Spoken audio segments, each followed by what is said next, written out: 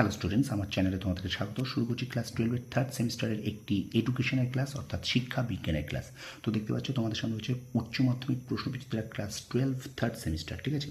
তো এই third semester থেকে আমি কিন্তু তোমাদের সাবজেক্ট ওয়াইজ এবং সাবজেক্ট ওয়াইজের সঙ্গে চ্যাপ্টার ওয়াইজ যে প্রশ্নগুলো আছে সেগুলো আমি তোমাদের সামনে তুলে ধরবো, ঠিক আছে? তো আমি প্রথমে প্রত্যেকটা সাবজেক্টে যেগুলো আছে, বাংলা, ইতিহাস, ভূগোল, রাষ্ট্রবিজ্ঞান, ইংরেজি, এগুলো তোমাদের আমি সাবজেক্ট ওয়াইজ কিন্তু চ্যাপ্টার ওয়াইজ আমি করিয়ে দেবো, ঠিক আছে? প্রথমে যেগুলো আছে প্রশ্নবিচিত্রায় একদম বইটা শেষে, তারপরে আমরা কিন্তু মডেল সেট করবো, ঠিক আছে? তো আমরা খুব দ্রুত এই বইটাকে শেষ করব।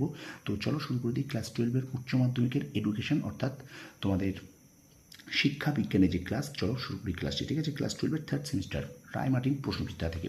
তো চলো প্রথম যে তোমাদের চ্যাপ্টারটা আছে দেখে নাও। প্রথম তোমাদের গ্রুপ এতে ইউনিট 1-এ আছে ভারতীয় শিক্ষা ব্যবস্থার স্বাধীনতার পরবর্তী সময়কাল, ঠিক আছে? এই অধ্যায়ের প্রথম যে পার্টটা আছে ভারতের গুরুত্বপূর্ণ কমিশন সমূহ। তো এখান থেকে কী কী এমসিকিউ আছে তোমাদের সামনে তুলে ধরছি, চলো দেখে নাও একবার। আজকে কিন্তু প্রথম পর্ব, ঠিক আছে? আজকে আমরা 22টা প্রশ্ন এখান থেকে করব, দেখো। অর্থাৎ এই যে স্বাধীন ভারতের গুরুত্বপূর্ণ কমিশন সমূহ, এখান থেকে দেখো। বলছে মাধ্যমিক শিক্ষা কমিশন নির্ধারিত নিম্ন বুনিয়াদী শিক্ষার কাল 5 বছর। কমন স্কুল এর কথা উল্লেখ হয়েছে কোঠারি কমিশনে। বৃত্তিমূলক ও কারিগরি শিক্ষার সঙ্গে সম্পর্কিত একটি সংস্থা হল AICTE। পরে প্রশ্ন দেখো, ভারতীয় শিক্ষা কমিশনের সভাপতি কে ছিলেন? Doctor DS Kothari. আচ্ছা, NCRHE এর পুরো কথা হলো national council for rural higher education. আচ্ছা, ইউজিসি কোন শিক্ষা ব্যবস্থার সঙ্গে যুক্ত? বিশ্ববিদ্যালয় শিক্ষা। আচ্ছা, CRC এর পুরো নাম কি? আচ্ছা, কমিউলেটিভ রেকর্ড কার্ড। ভারতীয় শিক্ষা কমিশনের সময়সীমা হলো 1964 থেকে 66। মাধ্যমিক শিক্ষা কমিশনের সম্পাদক ছিলেন ডক্টর অনাথনাথ বসু। SUPW পুরো কথা হলো সোশ্যালি ইউজফুল প্রোডাক্টিভ ওয়ার্ক, ঠিক আছে? কি বললাম? SUPW পুরো কথা হলো socially useful productive work.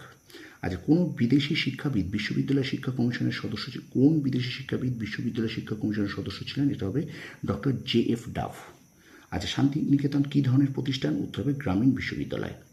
Santiniketan কে প্রতিষ্ঠা করেছিলেন? রবীন্দ্রনাথ ঠাকুর। SUPW এর কোন SUPW এর কথা কোন কমিশনের উল্লেখ আছে? উত্তর হবে কিন্তু কোঠারি কমিশন। উত্তর হবে কোঠারি কমিশন, ঠিক আছে? আচ্ছা, তারপরে দেখো, কোঠারি কমিশন বিদ্যালয় শিক্ষার ড্যাশ স্তরের কথা বলেছে 4টি। আচ্ছা, কোনটি প্রাক প্রাথমিক শিক্ষালয়ের নাম হলো? একটি প্রাক প্রাথমিক শিক্ষালয়ের নাম হলো মন্তেশ্বরী স্কুল। রাধাকৃষ্ণন কমিশনের ভারতীয় সদস্য ছিলেন 7 জন। গ্রামীণ বিশ্ববিদ্যালয় পরিকল্পনায় কটি স্তরের কথা বলা হয়েছে? 4টি। মোদালিয়ার কমিশনের সুপারিশ অনুসারে উচ্চ মাধ্যমিক শিক্ষার সময়কাল হলো 3 বছর। কিন্ডারগার্টেন হলো একটি ড্যাশ শিক্ষা প্রতিষ্ঠান, প্রাক প্রাথমিক। কোঠারি কমিশনের প্রস্তাবিত প্রতিবেদনটি কত পৃষ্ঠার ছিল? 692।